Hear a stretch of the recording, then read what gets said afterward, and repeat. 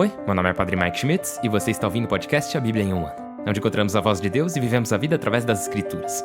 O podcast original, The Bible in a Year, foi produzido pela Ascension e essa é a versão brasileira traduzida pelo Heitor e dublada pelo Leandro. Usando a linha do tempo da Bíblia A Grande Aventura, vamos ler de Gênesis até Apocalipse, descobrindo como se desenrola a história da salvação e como nos encaixamos nessa história hoje. É o dia 320 e hoje e amanhã são os nossos últimos dias no Evangelho de Lucas, porque daí vamos começar a ler a Igreja Primitiva, o que vai ser muito legal. Aliás, hoje vamos ler do Evangelho de São Lucas, capítulo 20 até o versículo 38 do capítulo 22, e daí amanhã a gente vai ler o final desse capítulo. Hoje também vamos ler Provérbios 26, versículos de 17 a 19. Como sempre, a Bíblia que eu uso todos os dias é a Bíblia da Grande Aventura da Ascension em inglês. Você pode acompanhá-los no qualquer Bíblia que você preferir. Nós recomendamos a Bíblia do Peregrino. Se você quiser saber quais são os seus próximos capítulos ou marcar o quanto você já leu, é só baixar o plano de leitura de graça no link na descrição do vídeo. E você pode se inscrever no canal e ativar o sininho. E eu sei que se você ainda não se inscreveu, você provavelmente tem uma razão muito boa pra isso. Então, tá tranquilo. Mas olha, deixa um like, um comentário. Se você gosta do podcast, comenta aí alguma coisa. Isso ajuda bastante, porque com muitos likes e comentários, o podcast vai ser mostrado para mais pessoas. Outra coisa também. Aproveita agora que tá no final do ano, manda o podcast para algum amigo seu, alguma amiga sua, alguém da família e diz: "Olha, eu assisti esse podcast por todos esses dias e foi uma bênção incrível. Então eu queria te recomendar também." E assim, quem sabe vocês podem fazer uma nova jornada de um ano juntos? Eu acho que seria bem legal. Enfim, como eu disse, é o dia 320 e hoje vamos ler o Evangelho de Lucas, capítulo 20 até o capítulo 22, versículo 38. E também Provérbios 26, versículos de 17 a 19. O Evangelho segundo Lucas, capítulo 20.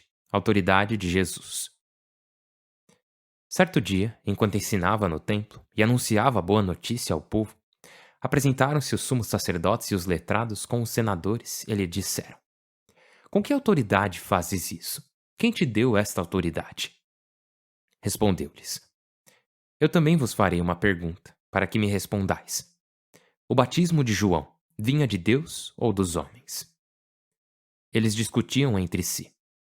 Se dissermos de Deus, ele nos responderá: "Por que não cremos nele?"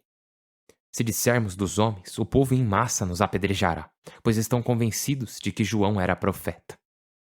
Então responderam que não sabiam de onde vinha. E Jesus lhes replicou: "Tampouco eu vos digo com que autoridade faço isso." Os vinhateiros. Contou ao povo a seguinte parábola: Um homem plantou uma vinha, arrendou-a para alguns agricultores e se ausentou por bastante tempo. No tempo oportuno, enviou um servo aos agricultores para que lhe entregassem o fruto que lhe correspondia. Mas os agricultores bateram nele e o despediram de mãos vazias. Enviou outro servo, mas eles bateram nele, o insultaram e o despediram de mãos vazias. Enviou um terceiro e eles o feriram e lançaram fora. Então disse o dono da vinha: "Que farei? Enviarei o meu filho predileto. Talvez o respeitem." Mas ao vê-lo, os agricultores deliberavam entre si: "É o herdeiro. Vamos matá-lo para ficar com a herança." Lançaram-no fora da vinha e o mataram. Pois bem, que fará com eles o dono da vinha? Irá, acabará com esses agricultores e entregará a vinha a outros. Ao ouvir isso, disseram: "Deus nos livre." Ele, olhando-os fixamente, disse-lhes: "Então o que significa isso que está escrito? A pedra que os arquitetos rejeitaram é agora a pedra angular. Quem tropeçar nessa pedra se despedará, e aquele sobre quem ela cair, ela o esmagará." Os letrados e sumos sacerdotes tentaram pegá-lo nesse momento, pois haviam compreendido que a parábola era para eles, mas temeram o povo. O tributo a César. Assim, pois, espreitando, enviaram-lhe alguns agentes, fingindo ser gente de bem, para apanhá-lo em suas palavras e poder entregá-lo à autoridade e jurisdição do governador. Perguntaram-lhe: "Mestre, consta-nos que falas e ensinas retamente, que não és parcial, mas ensinas sinceramente o caminho de Deus. É lícito pagar tributo a César ou não?" Adivinhando sua má intenção, disse-lhes: "Mostrai-me o denário. De quem traz a imagem e a inscrição?" Respondem-lhe: "De César." E ele lhes disse: Pois dai a César o que é de César, e a Deus o que é de Deus. E não conseguiram apanhá-lo em suas palavras diante do povo. Ao contrário, admirados com a resposta, calaram-se.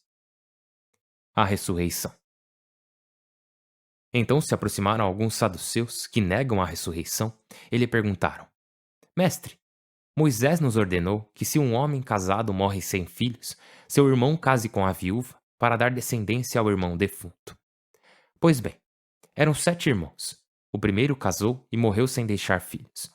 Assim o segundo e o terceiro casaram com ela, e assim os 7, que morreram sem deixar filhos. Depois morreu a mulher. Quando ressuscitarem, de quem a mulher será esposa? Os 7 foram maridos dela. Jesus lhes respondeu: Os que vivem neste mundo tomam marido ou mulher. Os que forem dignos da vida futura e da ressurreição da morte não tomarão marido nem mulher, porque não podem morrer e são como anjos, e tendo ressuscitado são filhos de Deus. E que os mortos ressuscitam, também Moisés o indica, na passagem da sarça, quando ao Senhor ele chama Deus de Abraão, Deus de Isaque e Deus de Jacó. Não é Deus de mortos, mas de vivos, pois para ele todos vivem. Intervieram alguns letrados. Mestre, como falaste bem? E não se atreveram a fazer-lhe mais perguntas. O Messias e Davi. Então ele lhes disse: Como dizem que o Messias é filho de Davi? Se o próprio Davi diz no livro dos Salmos: Disse o Senhor ao meu Senhor: Senta-te à minha direita, até que eu faça de teus inimigos estrado de teus pés. Se Davi o chama Senhor, como pode ser seu filho? Investida contra os letrados. Na presença de todo o povo, disse aos discípulos: Cuidado com os letrados, que gostam de passear com largas túnicas, apreciam as saudações na rua e os primeiros lugares nas sinagogas e banquetes, que devoram as propriedades das viúvas com pretexto de longas orações. Sua sentença será mais severa. Capítulo 21. A oferta da viúva. Levantando os olhos, observou alguns ricos que punham seus donativos na arca do templo. Observou também uma viúva pobre que punha 2 centavos. Disse: Eu vos asseguro que essa viúva pobre pôs mais que todos, porque todos esses puseram donativos do que lhes sobrava. Esta, embora necessitada, pôs tudo o que tinha para viver. Discurso escatológico. Para alguns, que admiravam as formosas pedras do templo e a beleza de sua ornamentação, disse: Chegará o dia em que tudo que contemplais será derrubado, sem deixar pedra sobre pedra. Perguntaram-lhe: Mestre, quando acontecerá isso e qual é o sinal de que está para acontecer? Respondeu: Atenção, não vos deixeis enganar, pois muitos se apresentarão alegando meu título e dizendo: Sou eu, chegou a hora. Não saiais atrás deles. Quando ouvirdes falar de guerras e revoluções, não entreis em pânico. Primeiro deverá acontecer tudo isso, mas não será logo o fim. Então lhes disse: Há de se levantar povo contra povo, reino contra reino. Haverá grandes terremotos, fomes e pestes em diversas regiões, e sinais grandes e terríveis no céu. Mas antes de tudo isso vos prenderão, perseguirão, levarão às sinagogas e às prisões, conduzirão diante de reis e magistrados por causa do meu nome, dando-vos oportunidade de dar testemunho. Tomai a decisão de não preparar a defesa. Eu vos darei uma eloquência e uma prudência às quais nenhum adversário poderá resistir nem retrucar. Até vossos pais e irmãos, parentes e amigos, vos entregarão e matarão alguns de vós. E todos vos odiarão por causa do meu nome. Contudo, não perdereis nenhum fio de cabelo da cabeça. Com vossa constância ganhareis vossas vidas. A grande tribulação. Quando virdes Jerusalém cercada de exércitos, sabei que sua destruição é iminente. Então, os que estiverem na Judéia fujam para os montes. Os que estiverem dentro da cidade saiam para os campos. Os que estiverem no campo não voltem à cidade, porque é o dia da vingança, quando se cumprirá tudo o que está escrito. Ai das grávidas e das que amamentam naquele dia. Sobre o país virá uma grande desgraça, e sobre esse povo a ira. Cairão ao fio de espada e serão levados prisioneiros a todos os países. Jerusalém será pisada por pagãos até que a etapa dos pagãos se cumpra. A parousia. Haverá sinais no sol, na lua e nas estrelas. Na terra se angustiarão os povos, desconcertados pelo estrondo do mar e das ondas. Os homens desmaiarão de medo, aguardando o que estará para sobrevir ao mundo. Pois as potências celestes serão abaladas. Então verão o Filho do Homem chegando numa nuvem com grande poder e glória. Quando começar a acontecer tudo isso, erguei-vos e levantai a cabeça, pois se aproxima a vossa libertação. Ele lhes acrescentou uma parábola. Observai a figueira e as outras árvores. Quando soltam brotos, sabeis com certeza que o verão está próximo. Assim vós, quando virdes acontecer isso, sabei que se aproxima o reinado de Deus. Eu vos asseguro que esta geração não passará antes que aconteça tudo isso. O céu e a terra passarão, minhas palavras não passarão. Vigilância. Prestai atenção, que vossa mente não se embote com o vício, a embriaguez e as preocupações da vida, de modo que aquele dia vos surpreenda de repente, pois cairá como armadilha sobre todos os habitantes da terra. Vigiai a todo momento, pedindo para poderdes escapar de tudo que vai acontecer e para vos apresentardes diante do Filho do Homem. De dia ensinava no templo. De noite saía e ficava no Monte das Oliveiras. E todo o povo madrugava para escutá-lo no templo. Capítulo 22. Complô para matar Jesus. Aproximava-se a festa dos ázimos, chamada Páscoa. Os sumos sacerdotes e os letrados procuravam como acabar com ele, pois temiam o povo. Satanás entrou em Judas, apelidado Iscariotes, um dos 12. Ele foi combinar com os sumos sacerdotes e os guardas um modo de entregá-lo. Eles se alegraram e se comprometeram dar-lhe dinheiro. Ele aceitou e andava procurando uma ocasião para entregá-lo, longe da multidão. Páscoa e Eucaristia. Chegou o dia dos ázimos, quando se devia sacrificar a vítima pascal. Jesus enviou Pedro e João, recomendando-lhes: Ide preparar-nos a ceia de Páscoa. Disseram-lhe: Onde queres que a preparemos? Respondeu-lhes: Quando entrardes na cidade, sairá ao vosso encontro um homem levando um cântaro de água. Segui-o até a casa em que entrar, e dizei ao dono da casa: O mestre pergunta onde está a sala em que vai comer a ceia de Páscoa com seus discípulos. Ele vos mostrará um salão no piso superior com divãs. Preparai-a aí. Foram, encontraram o que lhes havia dito e prepararam a ceia de Páscoa.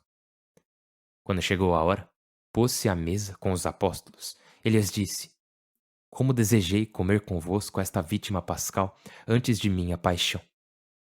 Eu vos digo que não tornarei a comê-la até que alcance seu cumprimento no reino de Deus. E tomando a taça, deu graças e disse: Tomai isto e reparti-o entre vós. Eu vos digo que daqui por diante não beberei do fruto da videira até que chegue o reinado de Deus. Tomando um pão, deu graças, o partiu e o deu, dizendo: Isto é o meu corpo, que é entregue por vós. Fazei isto em minha memória. Igualmente, tomou a taça depois de cear e disse: Esta é a taça da nova aliança, selada com o meu sangue, que é derramado por vós. Mas atenção, a mão daquele que me entrega está comigo na mesa. Este homem segue o curso definido, mas ai daquele que o entrega. Eles começaram a perguntar entre si quem deles iria fazer isso. Contra a ambição. Surgiu uma disputa entre eles sobre quem deles seria o mais importante. Jesus lhes disse: Os reis dos pagãos os mantêm submissos, e os que impõem sua autoridade levam o título de benfeitores. Vós não devereis ser assim. Pelo contrário, o mais importante entre vós seja como o mais jovem, e quem manda seja como quem serve. Quem é maior? Aquele que está à mesa ou aquele que serve? Não é o que está à mesa? Pois eu estou no meio de vós como quem serve. Vós sois os que permaneceram comigo nas provas, e eu vos confio o reino, como meu Pai o confiou a mim, para que comais e bebais, e vos senteis em 12 tronos para reger as 12 tribos de Israel. Prediz a negação de Pedro.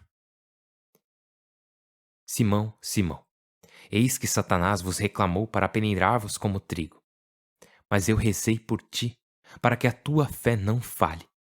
E tu, uma vez convertido, fortalece teus irmãos.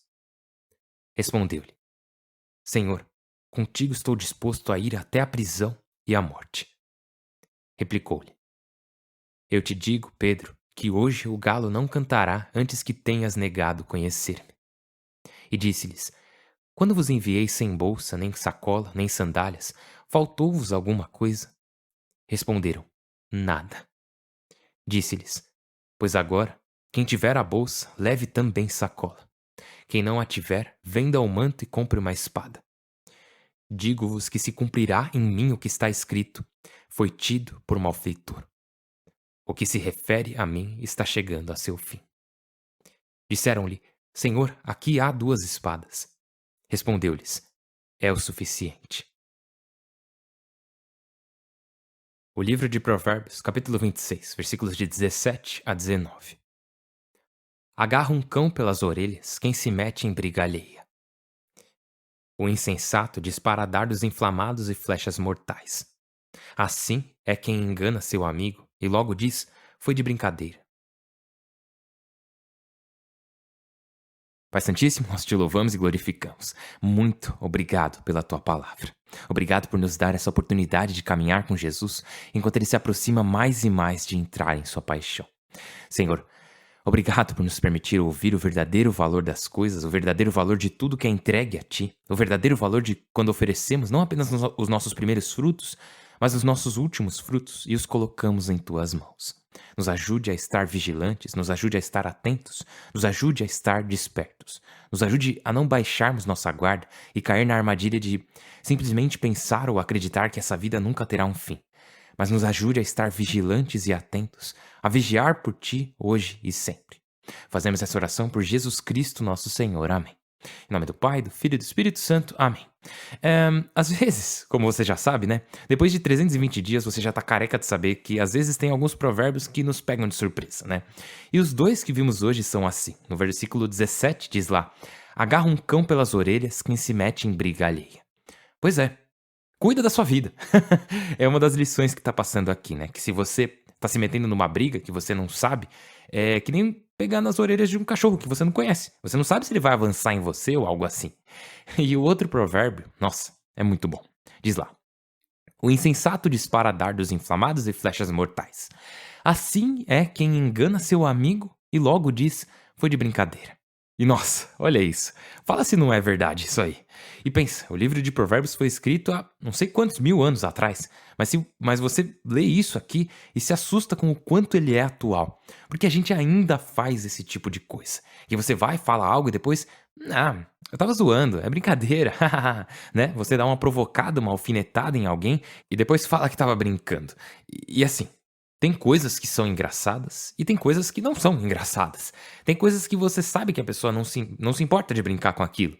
Mas na dúvida é sempre melhor ficar quieto. E uma das nossas tarefas, ao crescermos, ao amadurecermos, é perceber a diferença entre coisas que vão magoar outra pessoa ou não. Enfim, dito tudo isso, hoje vimos o Evangelho de Lucas e estamos nos aproximando cada vez mais e mais do fim do Evangelho e de Jesus se entregando completamente por nós. Uma das coisas que eu acho muito forte, eu amo o evangelho inteiro, mas essa parte aqui no começo do capítulo 21, vemos a oferta da viúva, que ela vai e coloca 2 moedinhas, alguns centavos que ela tinha, e Jesus a elogia, porque ele destaca o fato de que não é necessariamente o quanto damos, mas o quanto amamos. Que Deus não julga o tamanho da nossa doação, mas sim o tamanho do nosso coração. O tamanho do coração que oferece a doação. E muito se fala sobre os primeiros frutos, e eu falei sobre isso esses dias na homilia também. Que sim, somos chamados a dar a Deus nossos primeiros frutos, os primeiros 10%, né? Do nosso tempo, do nosso talento, do nosso tesouro. Mas aqui Deus destaca nessa parábola, não parábola, né? Ele tá falando da senhora que estava lá e ele viu ela fazer isso. Mas ele tá nos dizendo que também somos chamados a dar a Deus nossos últimos frutos. Que toda a nossa vida é destinada a ser dele. E você pensa, como posso fazer isso? Como posso me oferecer completamente a Ele, sendo que eu tenho tão pouco para oferecer? E a forma que fazemos isso é quando oferecemos a Deus o que chamamos de mortificações passivas. que mortificações ativas são as que nós escolhemos. Por exemplo, você escolhe dar o dízimo, você escolhe rezar, você escolhe jejuar, né? Fazer alguma penitência de sua escolha. Agora, as mortificações passivas são quando aceitamos as penitências que nos escolhem. E eu sempre gosto de pensar nelas como inconveniências, sabe? Coisas que eu não escolhi passar. Ambas podem nos purificar.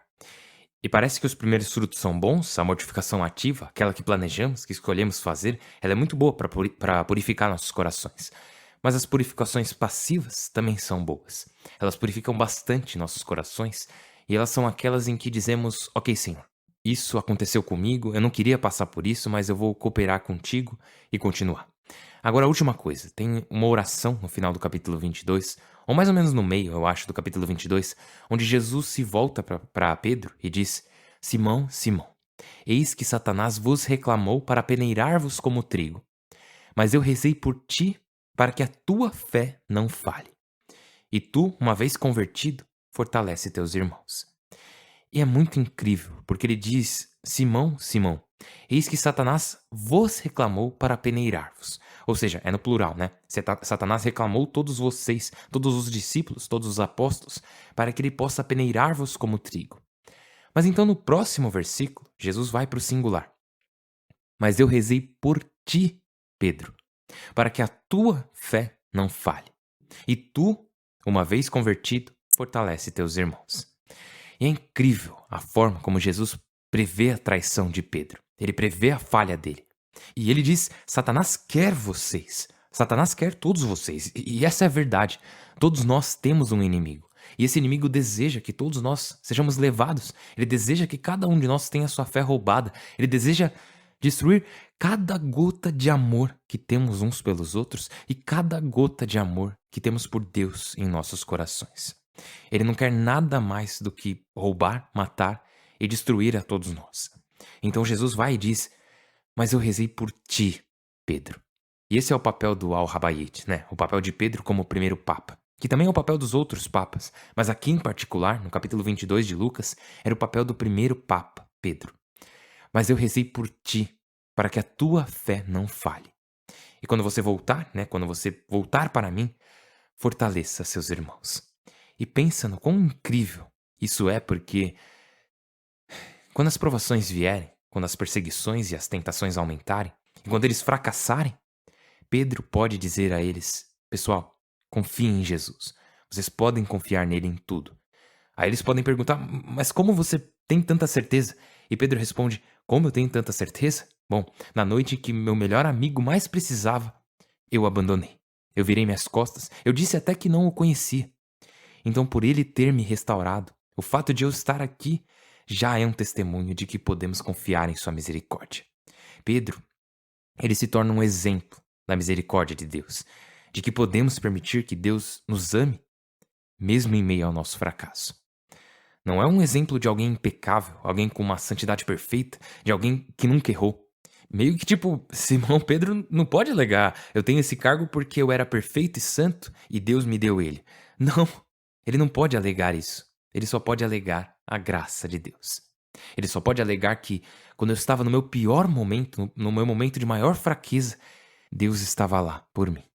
Jesus disse que rezou por mim especificamente para que, quando eu voltasse ao seu coração, eu pudesse fortalecer meus irmãos. E essa é a verdade para você e para todos nós. Nossas vidas serão marcadas por coisas ruins.